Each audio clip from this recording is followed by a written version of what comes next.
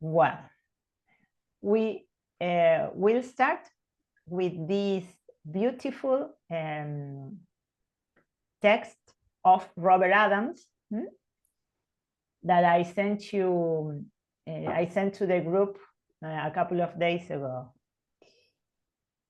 Let's read it, and then we'll comment a bit about it. Yes. There is something within you that knows. No, sorry, voy a empezar otra vez. There is something within you that knows what to do. There is a power greater than you that knows how to take care of you without your help.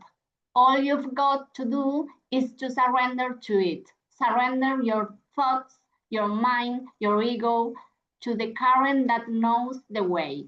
It will take care of you. It will take better care of you than you can ever imagine. Okay. It is very, very beautiful. Yes. Because what is this power that is greater than us?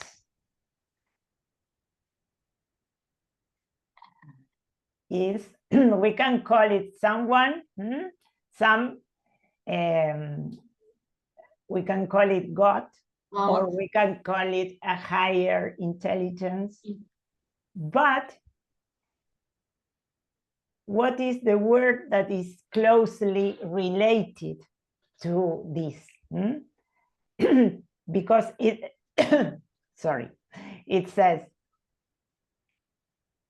that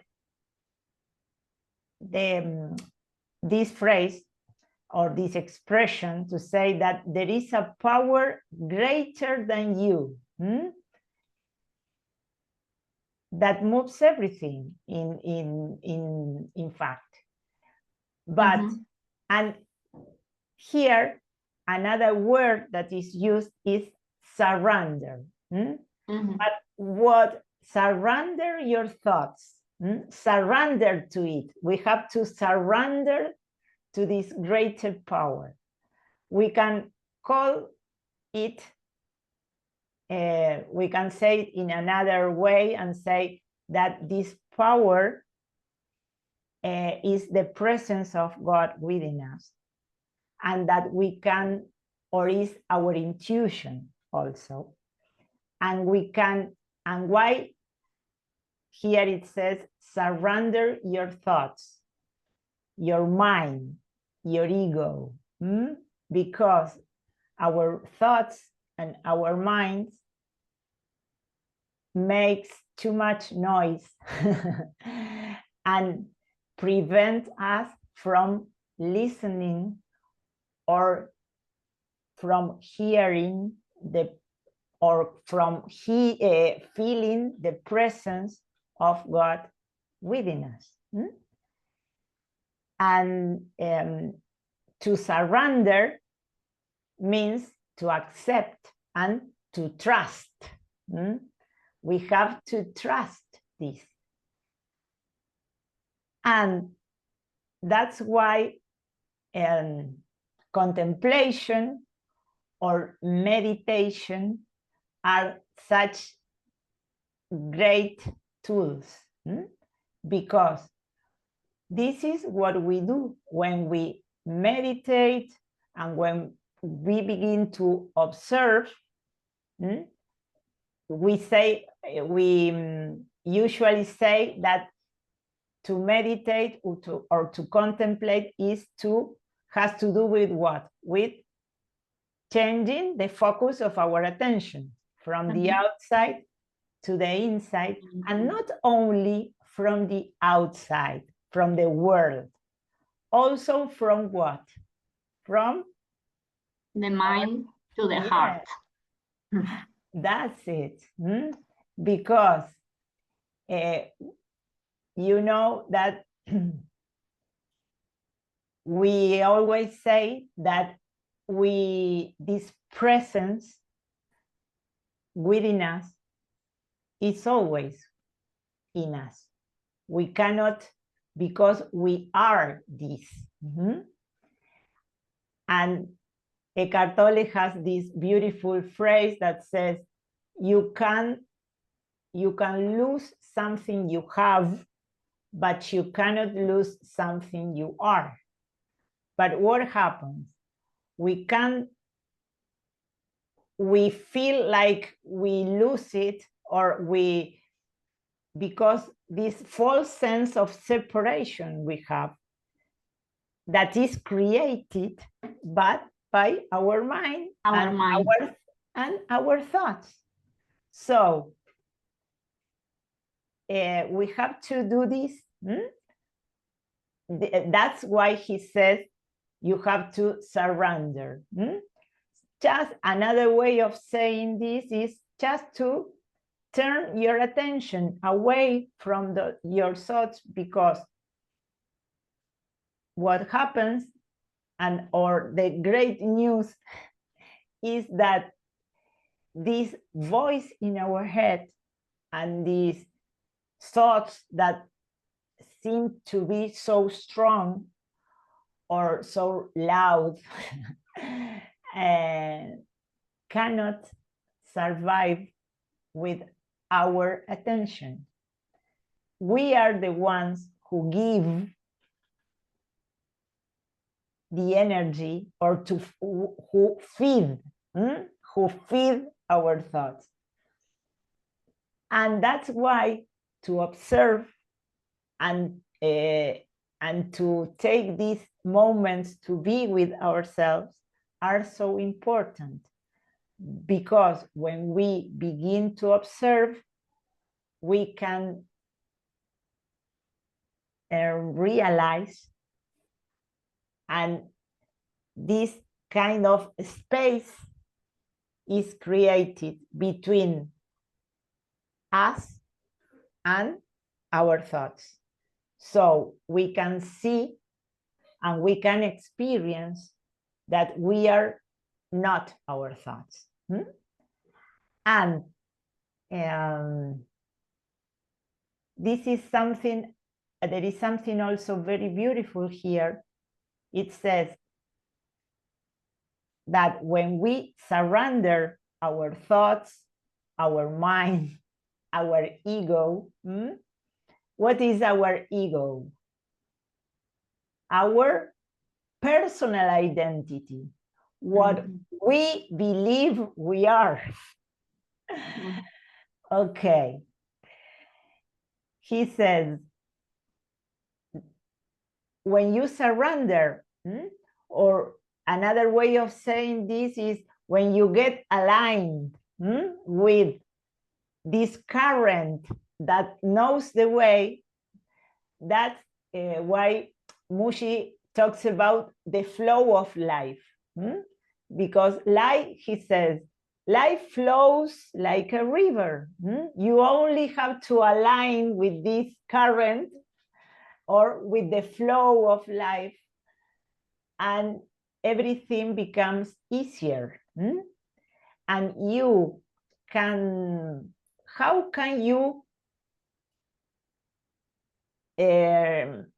distinguish or differentiate or tell between the voice of your ego and the voice, and this voice, the voice of your intuition?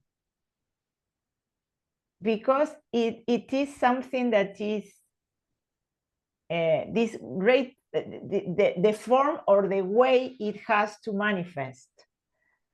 I'm sure that you have experienced more than one time in your life, more than once, the voice of your intuition. That yes. When you, what happens when when this voice speaks to you? What do you feel?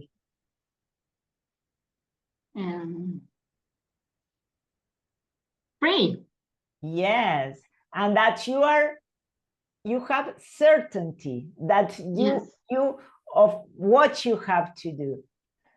But what happens? That many times what this voice tells you seems impossible because in the outside you don't have the tools, or your reality is very different from what you want to do or to achieve. Yes. But that's where trust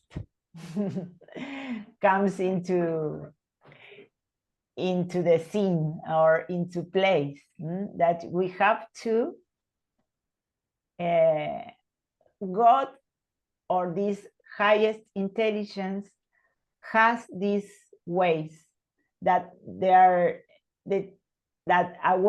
some ways that are beyond the scene, or beyond this world, or beyond that we something at many times at first sight we can't see this, but he's always present and he's always there. And if we trust, sometimes what happens? Miracles begin to happen. Many things that we are unexpected, but are very, very beautiful. So, but he needs this from us. He needs us to trust. Okay, and this is something that happens also. That's why he says, if we trust, or if we surrender, what will happen?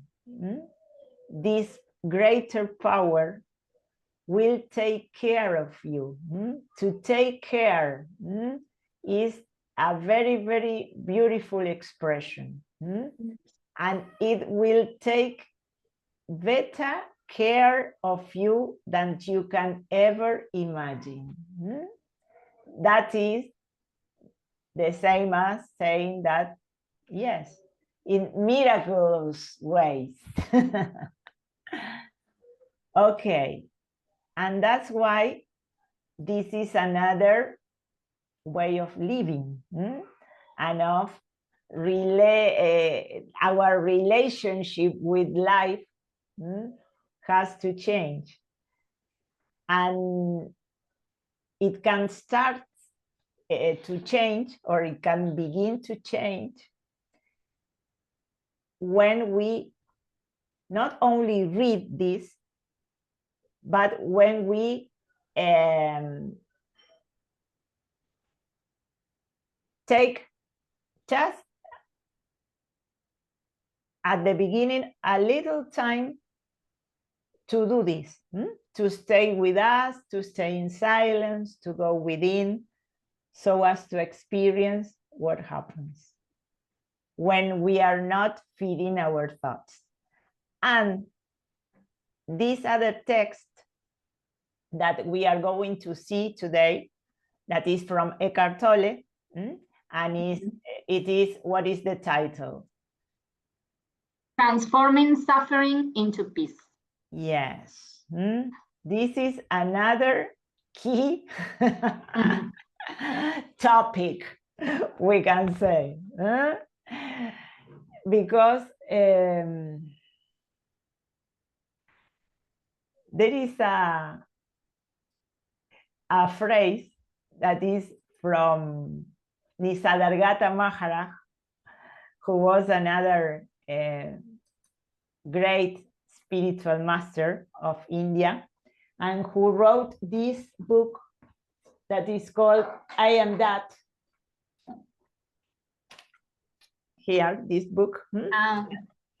And it is related to this. That's why I am citing. He says, you are not experiencing suffering. You are suffering your experience.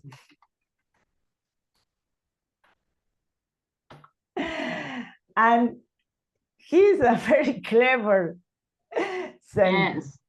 Yes. What does it mean? Why do we suffer our experience? Because we believe that what is happening should not happen. Mm-hmm. And we resist and we don't accept what comes. Yes, that we have to go through that suffering. Yes. And that this suffering, and you know that I think yes, there is another phrase of Eckhart Tolle that says that suffering is necessary until it is not necessary anymore. Yes. That is what we are going to read here, and to see the true meaning of this sentence or of this phrase. Okay, this text is taken from The Power of Now, who is a book from Eckhart Tolle. And well, I was looking because I have here. I have also have this, and this is a very, very famous book, The Power of Now, from Eckhart Tolle. It has been translated to many, many languages, but the original is in English. And the title in Spanish is El Poder de la Hora. And it's a compilation of many questions and answers, that questions that many of his followers made him when they went to his retreats or to his talks. That's why here at the beginning we have a kind of a question of someone who asked him. So let's read the question. Here, I read about a Stoic philosopher in ancient Greece who, when he was told that his son had died in an accident, replied, "I knew he was not immortal." Is that surrender? If it is, I don't want it. There are some situations in which surrender seems unnatural and inhuman. Okay, yes. He's talking of a very difficult situation, of a very, that sometimes, because you know that we were talking about that to transform suffering into peace, we have to accept.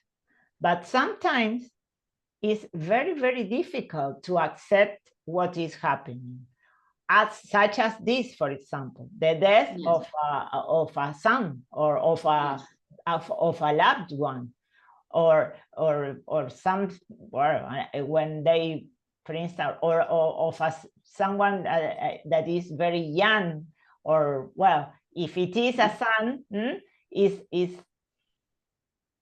more shocking, because fathers or parents are supposed to die before their children. Okay. And he says, he's talking about what this man said. He said, "I knew he was not immortal." But what is the answer of Eckhart Tolle? He says, "Being cut off from your feelings is not surrender." What is, you were talking some minutes ago about accepting our emotions, or to accept our suffering. Sometimes we cannot accept what happens in the outside because it's very shocking or it's very difficult. But he says we have a second chance. And this also we have in English, we have this, the phrasal verbs. Cut off from is a phrasal verb. And what does it mean? Because cut off means disconnect. And he's not talking about, in this case, it would be disconnect from your feelings, to not suffer or to not feel the pain of the loss of a son. But he's not talking about this. Here, and cut off is a phrasal verb that in everyday language, in English, is used for many, many things. And for instance, with practical things, such as here, for example, to the supply of something, or of electricity, for example, that you say, or for instance, or such as the branch of a tree. We can say, yes, electricity supply was cut off during the storm, or the government cut off the water supply to the air. Cortar, cuando dicen cortar el agua, o cortar una, like here, a branch, una rama se corta. This is a cut off. Or in a figurative way, when it has the same meanings, very similar meanings that in Spanish. That, for example, here, the number 3, that says to interrupt someone while they are speaking. Que decimos en español también. Lo corto mientras estaba hablando. Please don't cut me off while I'm talking, you can say to someone. Or let's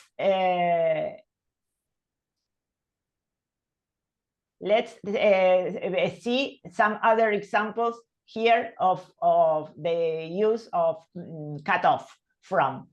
Number 4, for example. Here, this is, you can use it for something emotional also, like this, for example. Read the number 4. From the to isolate. Yes.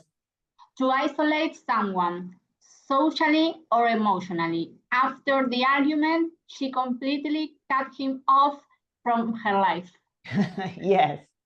¿Viste cuando va a decir? Bueno, we use it for WhatsApp. That, viste que nosotros ahora decimos mucho lo bloqueó, viste, o como cut off from his life, es como que no quiso saber más nada de él, lo borró de su vida, cut off from her life. For this, we also can use this verb, cut off. Or in a physical way, you can use it, number 5, for example, to block or obstruct passage or upset. That we were, read the example. We were cut off by the heavy snowstorm for 2 days. Yeah. In Spanish, we would say, quedamos aislados por la tormenta. We were cut off. This is another use. Or number 6. To disconnect a phone call or communication. The signal was weak and the call kept cutting off. Okay, we use it a lot for internet now. It happens.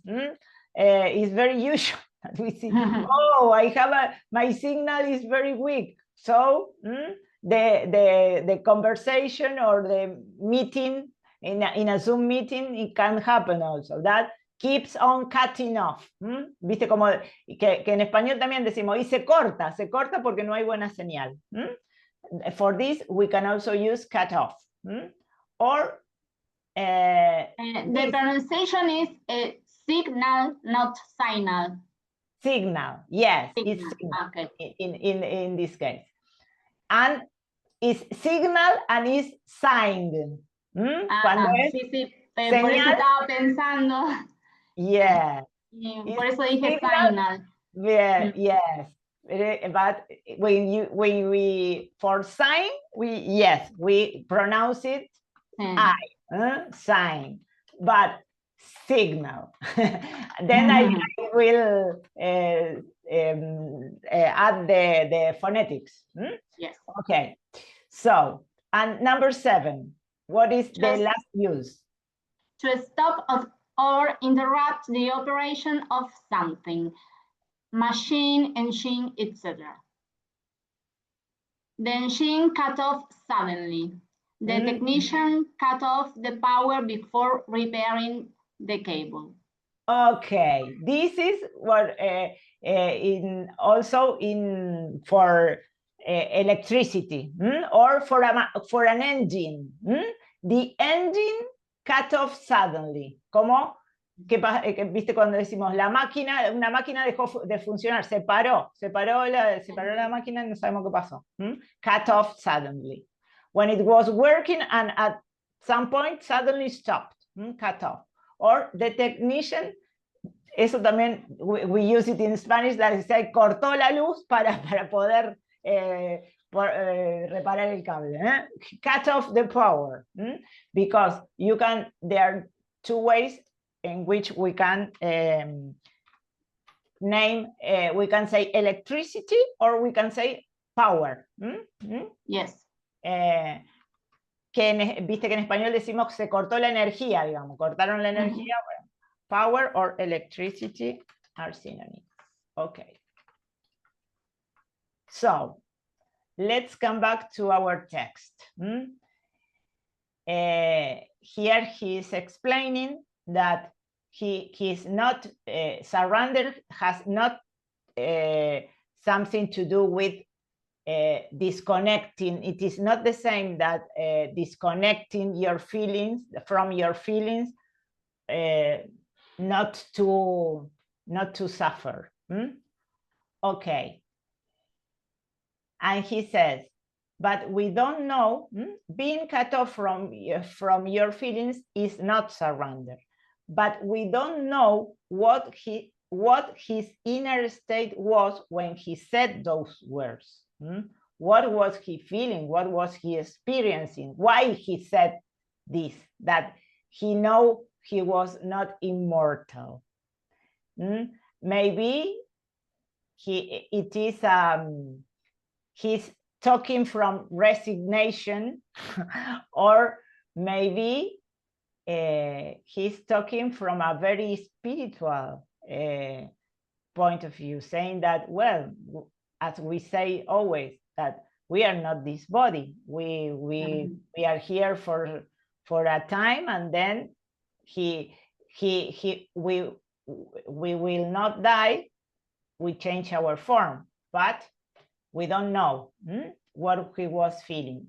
And he says, in certain extreme situations, it may still be impossible for you to accept the now, but you always get a second chance at surrender. And here comes what we were talking about, that if sometimes we cannot accept what is happening outside, and so we suffer because what is happening outside activates something pain within us. But what is the second chance at surrender? Let's read what he says about it. Your first chance is to surrender each moment to the reality of that moment, knowing that what is cannot be undone. because it already is. You say yes to what is or accept what isn't. Then you do what you have to do, whatever the situation requires.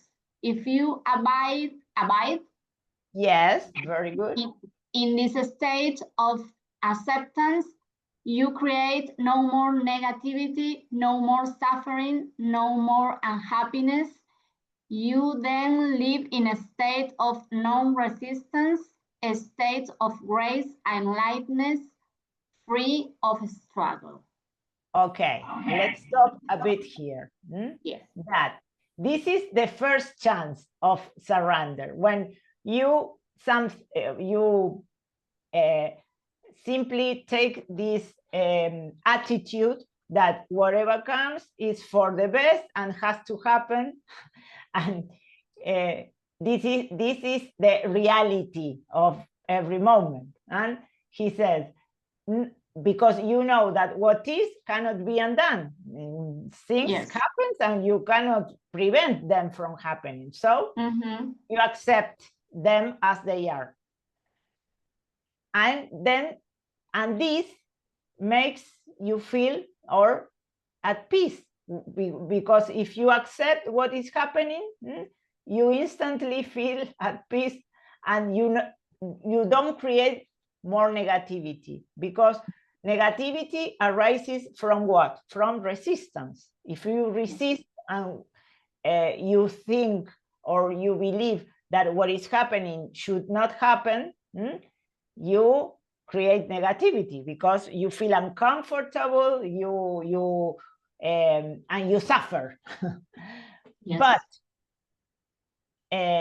that's why this is a state of non-resistance. Non-resistance. Okay, but sometimes we said that we are unable to do that. It is not possible for us to do that. So we may say that we miss the chance. But what can we do? So let's read a bit more. Whenever you are unable to do that, whenever you miss that chance, either because you are not generating enough conscious presence to prevent some habitual and unconscious resistance pattern from arising, or because the condition is so extreme as to be absolutely unacceptable to you, then you are creating some form of pain, some form of suffering. It may look as if the situation is creating the suffering, but ultimately, this is not so. Your resistance is. Okay, this is a very insightful point of view of what is happening, because what happens? Sometimes something happens that is absolutely unacceptable to you.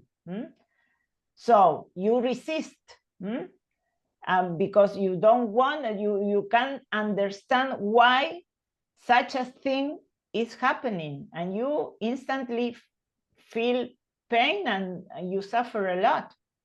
Like when, for instance, with this example that we saw, that with the death of a son. And it says it may look as if the situation is creating the suffering, but ultimately this is not so. Your resistance, in fact, what is creating the suffering is our resistance. And here he says something very important. Now, here is your second chance at surrender. If you cannot accept what is outside, then accept what is inside. So you have to accept your suffering, that this emotion that is inside you and you cannot prevent. if you cannot accept the external condition, accept the internal condition. And this situation, this applies to every difficult situation we have in our lives, because, well, this is a very extreme situation, the death of a son. But we can also experience many other difficult situations, as the loss of a job or a relationship. When we, well, and what happens? We feel sad, we feel pain, we suffer, and this is our inner state, and we have to accept it. And that's why, not to create more suffer, but what we tend to do, we don't like to suffer and to feel pain. So what we tend to do in these situations, instead of accepting, what we do? Evadirse, no sé cómo decirlo. Yeah, escape from our feelings. Yes. Or yes. Anestesiarse, como decís vos a veces. Yes. Or take something to be relieved of the pain, not to suffer, to take some pills or something, or alcohol, or if we have,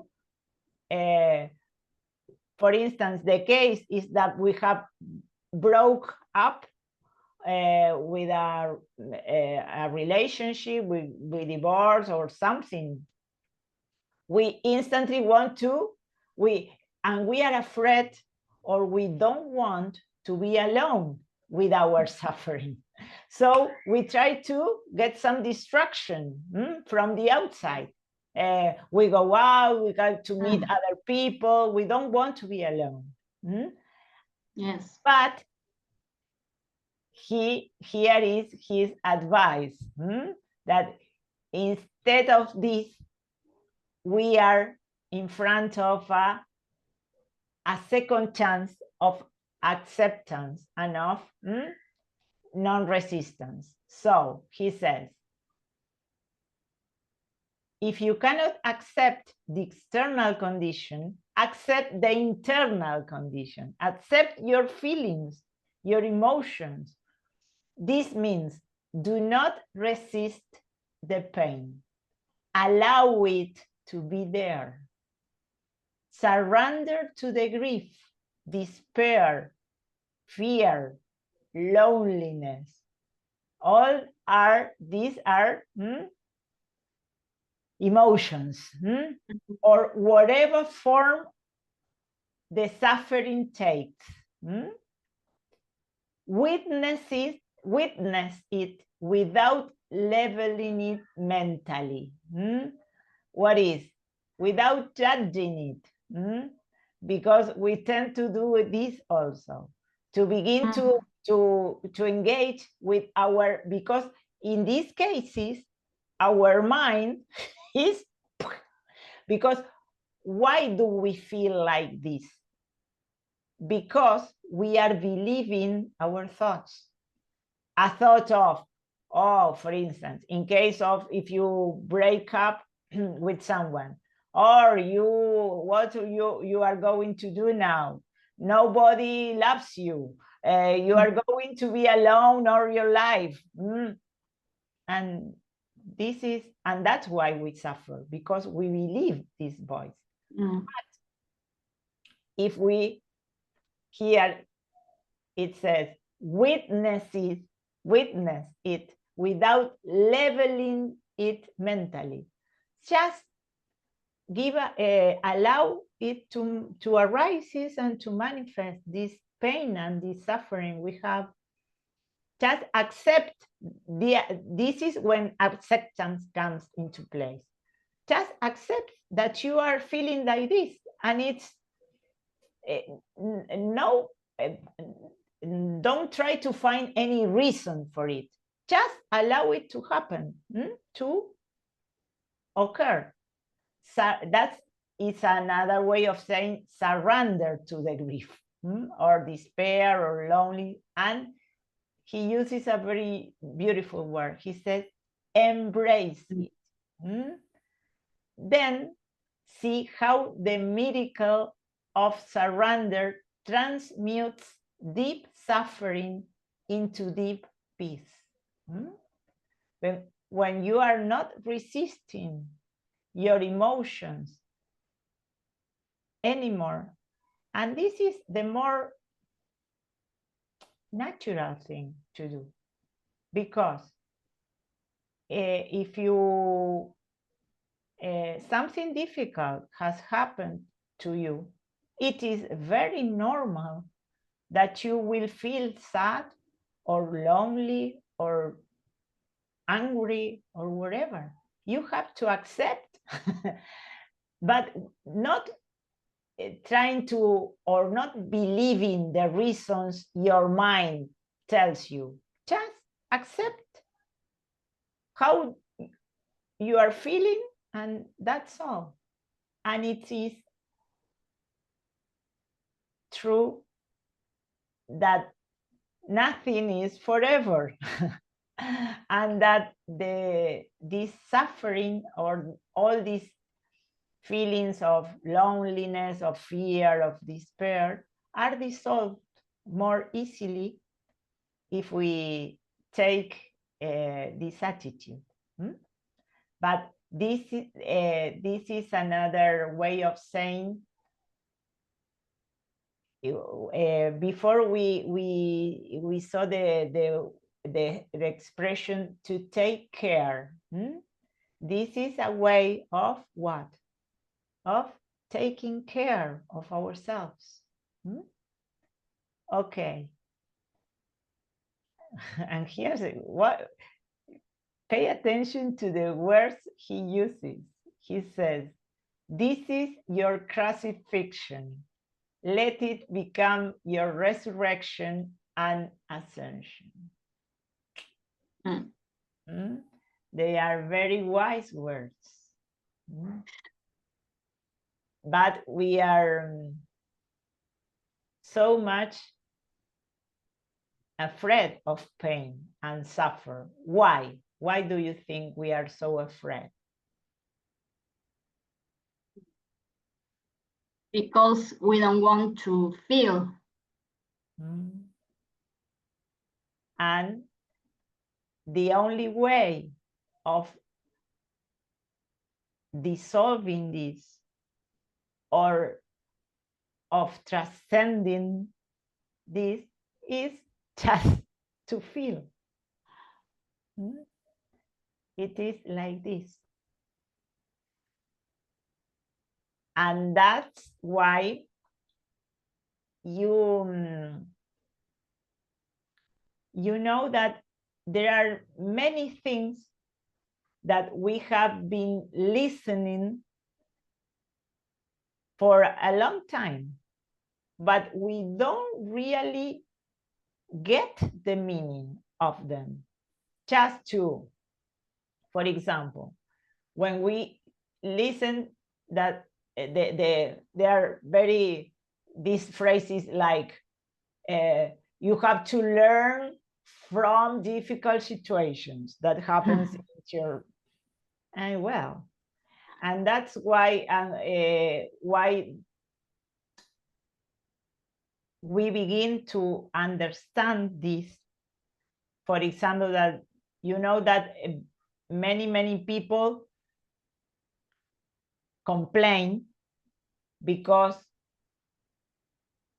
everything they experience the same thing once and another time and again and again and again. For instance, in the case of let's see, a relationship, that they start a relationship, they break, someone leaves them, and then they enter in another relationship, and the same happens, and this ends, or yes, and that leads them to the phrase, or all women or all men are the same. No, well, it is not. It is because you are not taking time to take care of yourself, and it is this is shown in your experiences, and also the suffering sometimes it has physical consequences, and you get sick, and it is not only psychological suffering. It becomes also physical suffering. Yes. Why? Because from physical suffering we cannot escape. We have to pay attention to when the pain or is physical, or we get sick, we have no other chance of escaping. But it is not necessary to get to that stream. We can learn, and we can accept before. So, well, that's why it is this is a very, very important. This all has to do with what? With knowing ourselves. With beginning to take time for what matters. Okay. Well, my friend,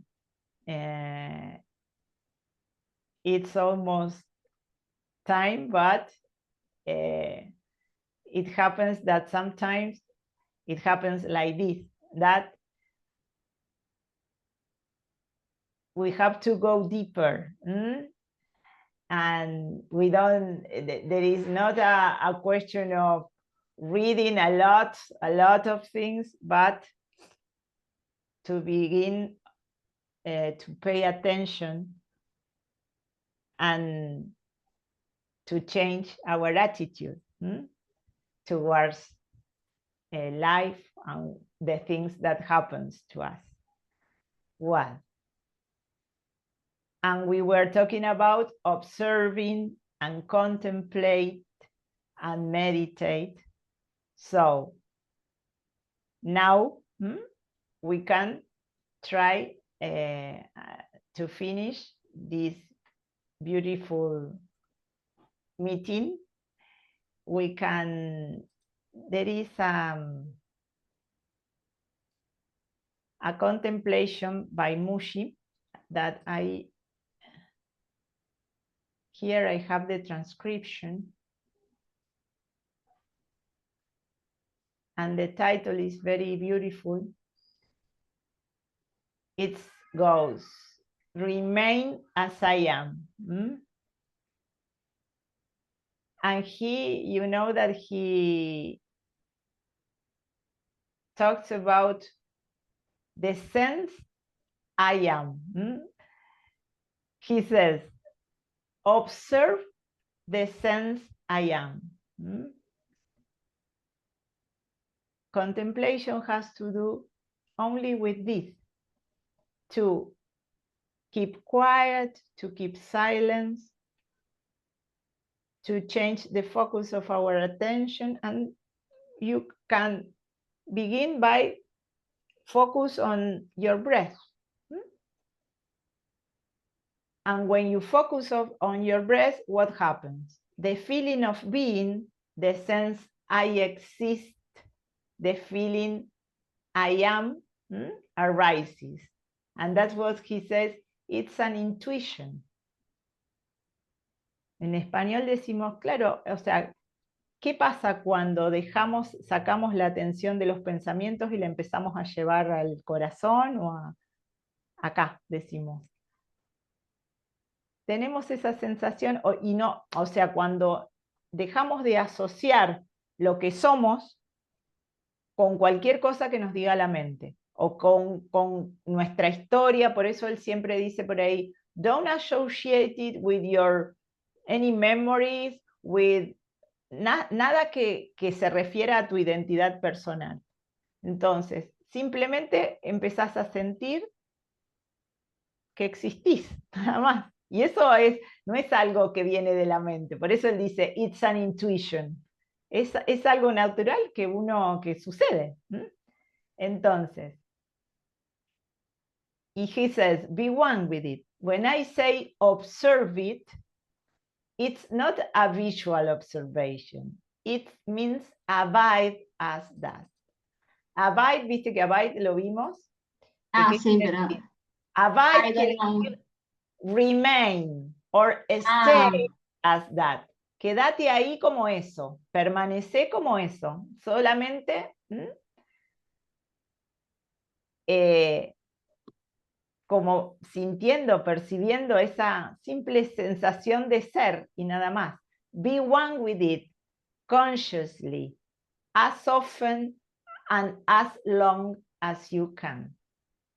Don't pay attention to the time or duration, porque eso es otra cosa, viste que cuando solamente empezamos a prestar atención a esa sensación o esa intuición de ser y de existir, es como que el tiempo desaparece, porque se va desdibujando y solamente get used to abiding as intuition I am.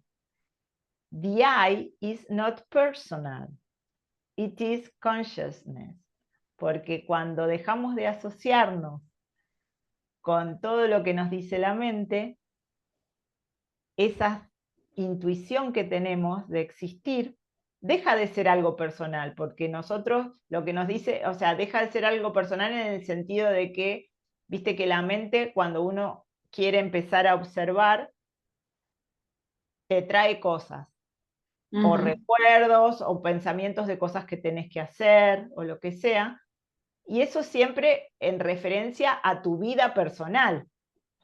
En cambio, cuando simplemente vos te dedicás a prestar atención a esa sensación de ser, que es existir sin nada, ningún agregado, es ser nada más, eso ya no deja de ser algo personal.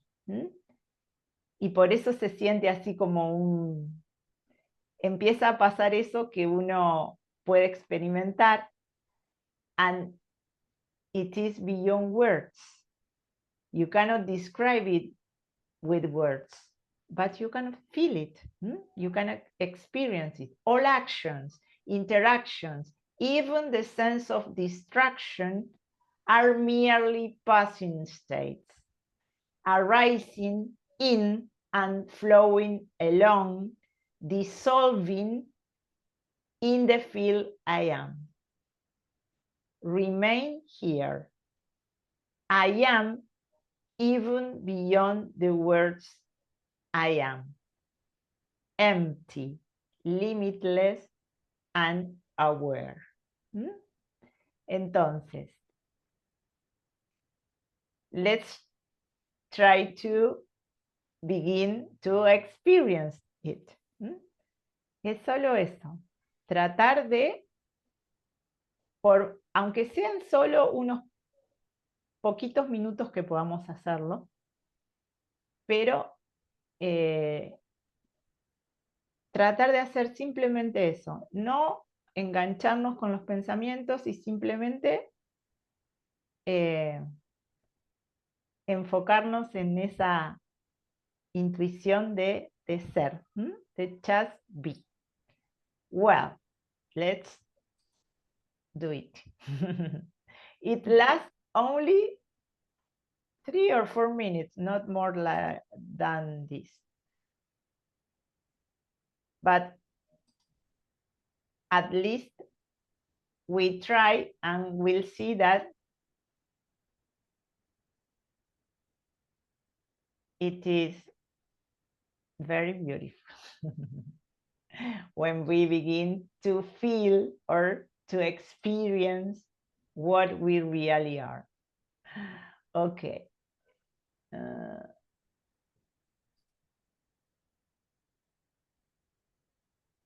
Let's do it.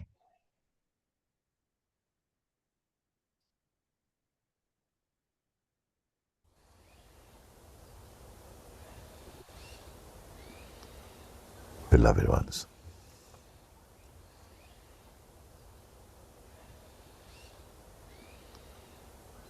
today's contemplation may continue as often as it continues to be useful to abide in and as the self.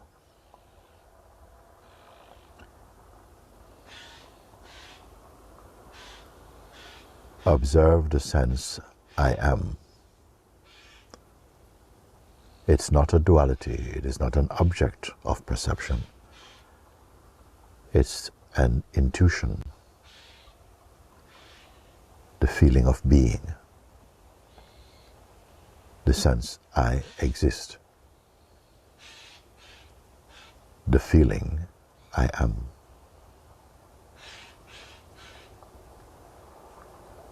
Be one with it. When I say observe it, it's not a visual observation. It means abide as that. Be one with it, consciously, as often and as long as you can. Do not pay attention to the time or duration. Get used to abiding as the intuition I am. The I is not personal. I is consciousness. Remain as I am consciously. Be conscious of the consciousness I am.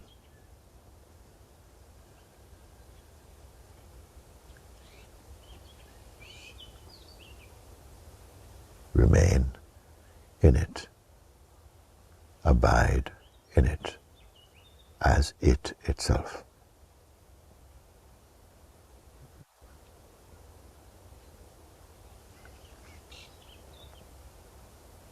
All actions, reactions, interactions, even a sense of distractions, are merely passing states, arising in and flowing along and out, dissolving in the field I am. Remain here as this itself. I am beyond even the words I am. Empty, limitless, aware. Boom.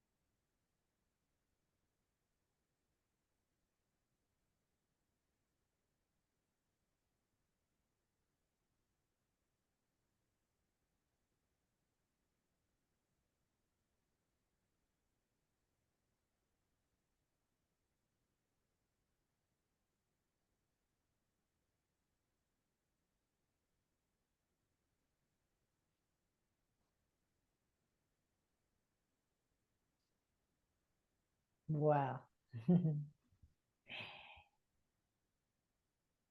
Maybe you can start to feel or to experience what happens when you don't feed your thoughts.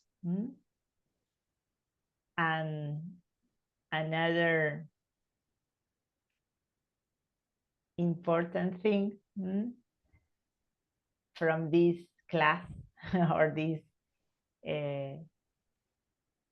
time we have or we share together is just begin to trying to accept your emotions and let them be. And this is the beginning of a transformation in our life. We can transform suffering into peace. But it really works when we experience it. We have read it today. Let's try to put it into practice. Well, my friend, thank you. Thank you. And see you. See you. Well, bye. Bye.